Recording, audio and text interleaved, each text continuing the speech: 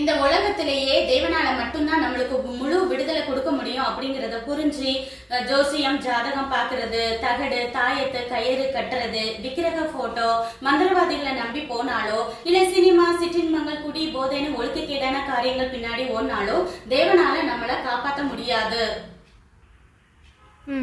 அப்ப அந்த சாபத்தீடான பொருட்களை எல்லாம் நம்ம வீட்டை விட்டே முதல்ல முழுசா நீக்கி போடணும். வல்லமையான தேவ ஊழியக்காரங்களால பிசாசுகளை துரத்த முடியும்னாலும், நம்மளுக்குள்ள ரட்சிப்பு இல்லைனாலோ, இல்ல தொடர்ந்து நம்ம பாவ பழக்க வழக்கங்களை செஞ்சுக்கிட்டே இருந்தாலோ, அந்த நம்மளை விட்டு வெளியேறின கிரியைகள் அதை விட பொல்லாத 7 பிசாசுகளை கூட்டிட்டு நமக்குள்ள புகுந்து கிரியை செய்யும் சொல்லிட்டு ஏசப்பாவே சொல்லி கொடுத்திருக்காரு.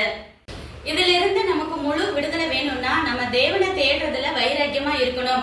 ஆரம்பத்துல கொஞ்சம் கஷ்டமா இருந்தாலும் தேவனை துதிக்கிறது, பாடுறது, ஜெபம், வேத வாசிப்பு, ஆலயத்துக்கு போறதுன்னு சொல்லிட்டு நம்ம ரெகுலரா பண்ண ஆரம்பிச்சு கொஞ்சம் கொஞ்சமா நேரத்தை அதிகரிக்கணும்.